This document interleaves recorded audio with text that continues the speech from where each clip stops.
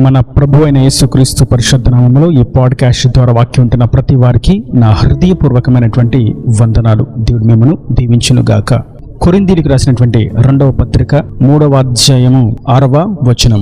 ఆయనే మమ్మను క్రొత్త నిబంధనకు అనగా అక్షరమునకు కాదు గాని ఆత్మకే పరిచారకులమవుటకు మాకు సామర్థ్యము కలిగించి ఉన్నాడు. చదివినటువంటి వాక్య భాగంలో పరిచర్యలు 2 రకాలుగా ఉన్నవి అన్న సంగతి మనకి అక్కడ అర్థమవుతుంది. ప్రభువే మమ్మను క్రొత్త నిబంధనకు అనగా అక్షరమునకు కాదు గాని ఆత్మకే పరిచారకులమగుటకు మాకు సామర్థ్యతను అనుగ్రహించి ఉన్నాడు అని. ఈ వాక్యాన్ని మనం కొంచెం లోతుగా గమనించినట్లయితే క్రొత్త నిబంధనకు పరిచారకులమవుట మరియు పాత నిబంధనకు పరిచారకులమవుట, ఈ పాత నిబంధనకు పరిచారకులమవుట అనేది అక్షర సంబంధమైనటువంటి పరిచర్య.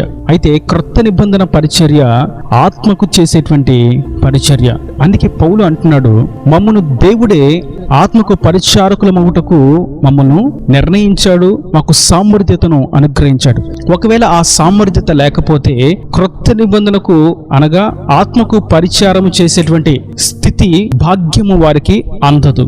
వారు పాత నిబంధనకే అనగా అక్షరములకు మాత్రమే పరిచర్య చేస్తూ ఉంటారు. దాని అర్థం మోషే సీనాయి కొండ మీద ఉన్నాడు, ప్రభు ద్వారా ఆజ్ఞలను పొందుకుంటూ ఉన్నాడు, 40 రాత్రింపగళ్ళు ప్రభువుతోనే మాట్లాడుతూ ఉన్నాడు, ప్రభు ఆయనతో మాట్లాడుతూ ఉన్నారు. అయితే ఆ కొండ క్రింద ఉన్నటువంటి జనసమూహమును చూసినట్లయితే మోషే చాలా దినముల నుండి మాకు కనబడలేదు కాబట్టి మమ్మల్ని నడిపించేటువంటి దేవుణ్ణి మాకు చూపించు, మాకు విగ్రహమును చెయ్యని అహరోనును తొందర పెట్టారు. చివరకు ఒక దూడను పోతపోసి అదే వారిని నడిపిస్తున్నటువంటి యెహోవా దేవుడు అని దానికి పూజించడము మరియు తినడానికి త్రాగడానికి నాట్యమాడడానికి వారు తప్పుడు అడుగును వేశారు. మరియు మోషేకు ప్రభు తెలియజేశారు, ఇదిగో నీ జనులు క్రింద త్రోవ తప్పి ఉన్నారు, నువ్వు త్వరపడి వారి యొద్దకు వెళ్ళు అని చెప్పినప్పుడు మోషే త్వరితగతిన ఆ కొండ దిగువకు వచ్చినప్పుడు వారు ఉన్నటువంటి స్థితిని చూచి మోషే వారిని గద్దించాడు.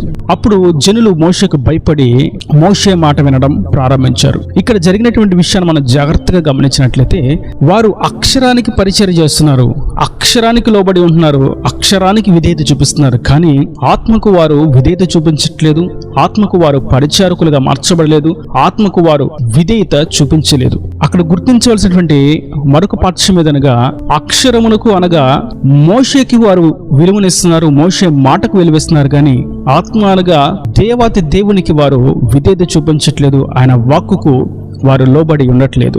వారిని నడిపిస్తున్నటువంటి యెహోవా పగలు మేఘస్తంభముగాను రాత్రి అగ్ని స్తంభముగాను వారిని నడిపిస్తూ ఉన్నారు.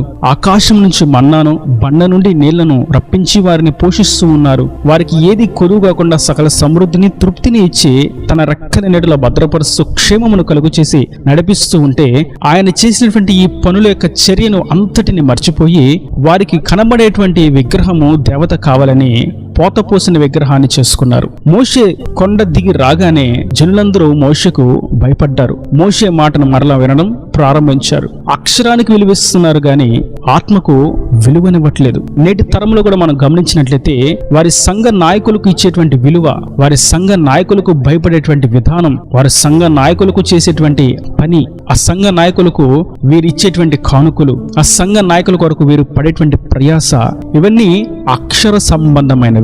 అయితే ప్రభువు చూస్తున్నాడు అని ప్రభు యొక్క దృష్టికి యోగ్యమైన దాన్ని చేసినట్లయితే, ప్రభువుకు భయపడి పాపము చేయకుండా ఆజ్ఞను అనుసరించి జీవించినట్లయితే, ప్రభువుకు మాత్రమే భయపడుతూ ఆయన ఆజ్ఞల వెంబడి పరిగెడుతూ ఉంటే ఇది ఆత్మకు పరిచర్య చేయుట, ఆత్మకు పరిచారకుల మగుట, ఆత్మను అనుసరించి జీవించుట, దేవునికి లోబడి ఉండుట. కనుక నేటి వాక్యం వింటున్నటువంటి నా ప్రియ సహోదరులారా, మనం క్రొత్త నిబంధనలో ఉన్నాం. ప్రభు యొక్క కలువరి రక్తము చేత మనం కడుగబడి ఆయన స్వకీయ సంపాద్యముగా పేరు పెట్టబడినటువంటి క్రైస్తవులముగా ఉన్నాము. కనుక మనం అక్షరానికి కాదు గాని ఆత్మకు పరిచారకులముగా మార్చబడాలి. సంఘ నాయకులకు విలువివ్వడం మంచిదే, మోషేకు ఇజ్రాయేలు లోబడుట మంచిదే, గౌరవించుట మంచిదే. కానీ మోషేను నడిపిస్తున్నటువంటి దేవాతి దేవుని మర్చిపోవుట అజ్ఞానము. నేడు మనము సేవకులను దైవజనులను గౌరవించడం మంచిదే, అయితే వారికి ఇచ్చినటువంటి గౌరవ మర్యాదల్లో వారికి లోబడుతున్నటువంటి విధానంలో దేవునికి కొంతైనను లేకపోతే అది అజ్ఞానము. దేవుడిచ్చినటువంటి ఆజ్ఞలను ప్రక్కన పెట్టి వారు చెప్తున్న మాటకు విధేయత చూపిస్తే అది బుద్ధిహీనత. నిన్ను వలె నీ పొరుగు వారిని ప్రేమించుము అనేటువంటి దేవుని వాక్కును పక్కన పెట్టి వారి సంఘ నాయకులు ఇతర బోధలు, ఇతరుల సంఘాలను మీరు ప్రేమించొద్దు, వారి సంఘాలకు మీరు కలవద్దు, వారి పాటలు మీరు పాడొద్దు, వారితో మీరు కలవద్దు, వారిని మీ ఇంటికి రానివద్దని సత్య సేవకులను ద్వేషిస్తూ ఆ ప్రేమలేని తత్వాన్ని, ద్వేషాన్ని, ఉక్రోషాన్ని, అసూయను వారికి బోధిస్తూ ఉంటే దానికి లోబడుతూ ఉన్నట్లయితే దేవుణ్ణి మర్చిపోయి దేవుని ఆజ్ఞను ప్రక్కన పెట్టి అక్షరానికి విలువిచ్చినట్లే. అందుకే ఇదే అధ్యాయంలో మనం క్రిందకు చూసినట్లయితే అక్షరము చంపును గాని ఆత్మ జీవింపచేయును. మనం అక్షర సంబంధమైన వారమైతే అది మనకు జీవమునకు కారణము కానేరదు. అదే మనం ఆత్మకు పరిచారకులమైనట్లయితే, ఆత్మకు లోబడినట్లయితే, దేవునికి విధేయత చూపించినట్లయితే, ఆజ్ఞానుసారంగా జీవించినట్లయితే మనము ఆత్మకు పరిచారకులమవుట మట్టుకు కాదు కానీ ఆ ఆత్మలో మనం జీవించగలుగుతాం. యుగాయుగములు ఆయన రాజ్యంలో మనం వారసులముగా తేజరిల్లగలుగుతాం. కనుక నేటి వాక్యం ఉంటున్నటువంటి నా ప్రియ సహోదరులారా, మన ఎదుట ప్రభు ఉంచినటువంటి యొక్క శ్రేష్టమైనటువంటి విషయాన్ని మనం పట్టుకోవలసిన వారమై ఉన్నాము. మనం అక్షరమునకు పరిచర్య చేస్తున్నామా, ఆత్మకు పరిచర్య చేస్తున్నామా? కొందరు వారి సంఘ నాయకులను ప్రక్కన పెట్టి ఎక్కడో ఉన్నటువంటి దుర్బోధకుల కొరకు వీరు ప్రయాసపడుతూ ఉంటారు. వీరి కష్టార్జితమంతా వారికి ఇస్తూ ఉంటారు. వారి సంఘ నాయకులు వారిని ప్రేమించి వారి కొరకు ప్రయాసపడుతూ, ఉపవాస ప్రార్థన చేస్తూ, కన్నీటి ప్రార్థనలు చేస్తూ, వారి దీవెన కొరకు, వారి ఆశీర్వాదం కొరకు ప్రభువును వేడుకుంటూ ఉంటే వారికి కనీసం కృతజ్ఞత కలిగి ఉండకపోవటం మట్టుకు కాదు కానీ వారిని మరిచి ఎక్కడో ఉన్నటువంటి దుర్బోధకులకు, అసత్య బోధకులకు, వాక్యంలో లేని వాటిని బోధిస్తున్నటువంటి కల్పనా కథలను బోధించేటువంటి అజ్ఞానులకు వీరి కష్టార్జితమంతా వెచ్చిస్తూ ఉంటారు.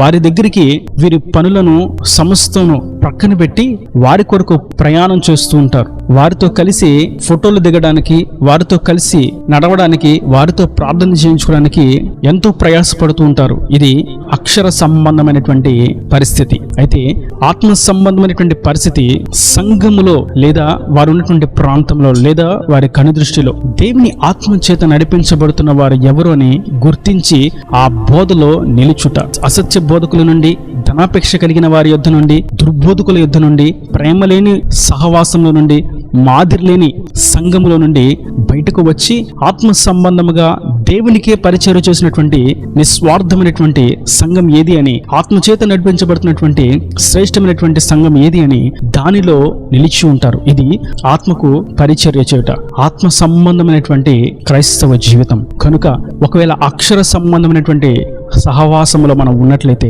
అది మనలను జీవింపచేయదు. ఇంకను అది మనలను జీవింపచేయక మరణానికి అప్పగిస్తుంది అని వాక్యము తేటగా సెలవిస్తుంది. అటువంటి నాయకులు, అటువంటి సహవాసాలు, అటువంటి బోధలు, అక్షర సంబంధమైనటువంటి క్రియలు మనిషిని అనగా క్రైస్తవుని అంతకంతకు ఆత్మీయతలో దిగజార్చి వేస్తూ, ఆత్మీయ విలువలను దొంగిలిస్తూ, ఆధ్యాత్మికంగా ఏమాత్రం ఎదగనివ్వకుండా ముళ్ళ వలె నిలిపివేస్తూ, అణిచివేస్తూ ఉంటాయి. కనుక అటువంటి అక్షర సంబంధమైన వాటి నుండి మనం విడుదల పొందిన వారంగా ఆత్మ సంబంధమైనటువంటి సహవాసంలో చేర్చబడవలసిన వారంగా ఉన్నాము.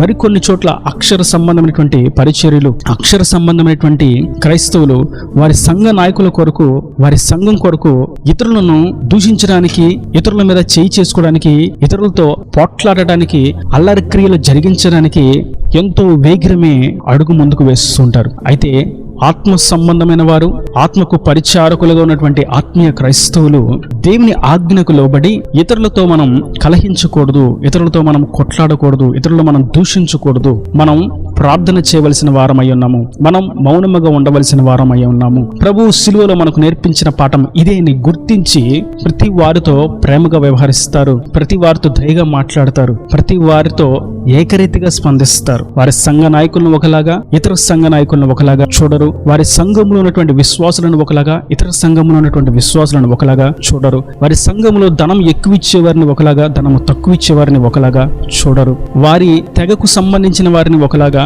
ఇతర తెగలకు చెందిన వారిని మరొకలాగా చూడరు. అందవిహీనులను ఒకలాగా, అందంగా ఉన్న వారిని ఒకలాగా చూడరు. ఎందుకంటే ఆత్మకు పరిచయం చేయువారు దేవుని వారి కనుల ఎదుట ఉంచుకొని పరిచర్య చేస్తారు కనుక అట్టి విధంగా మనం అక్షరమును కాక ఆత్మకు పరిచారకులముగాను ఆజ్ఞానుసారంగా జీవిస్తూ ఆత్మశక్తి చేత నింపబడిన వారంగా ఆత్మీయతల వృద్ధి నందుతూ ఆ నిత్య రాజ్యానికి పరలోకానికి వారసులుగా మార్చబడదాం గాక. ఇలా దేవుని మాటల ప్రతి వారి హృదయంలో నీరుకట్టి ఫలింపు చేయను గాక. ఆమేన్. God bless you. తలలు వంచి కన్నులు మూసినట్లయితే మీ కొరకు చిన్న ప్రార్థన. ప్రేమ స్వరూపీకరణ కటాక్షం కలుగుతుంది నా ప్రభా. అక్షరములకు కాదు గానీ ఆత్మకే పరిచారకులుగా మార్చబడాలని మీరు సెలవించిన నీ అమూల్యమైన శక్తివంతమైనటువంటి వాక్కును బట్టి నీకు వందనాలు. ఈ వాక్యం ప్రతి వారు ఇక మీద అక్షరములకు కాక ఆత్మకు పరిచారకులుగా మార్చబడటకు కృపను అనుగ్రహించి సత్య సహవాసములకు చేర్చబడిన వారుగా సత్యంలో వృద్ధి నందుతూ పరిశుద్ధాత్మతో నింపబడి సంపూర్ణతకు చేర్చబడిన వారుగా నీ రాజ్యానికి వారసులు ఉన్నట్లుగా కృప దయచేయండి. ఇంకా వారి ప్రతి అవసరతను అక్కర్ను నీ మహిమేశ్వరులు తీర్చి నీ రాకడ రాజ్యాన్ని సిద్ధపరచమని యేసు పరిశుద్ధ నామమున ప్రార్థించి వేడుకుంటున్నాను తండ్రి. ఆమేన్. ఆమేన్.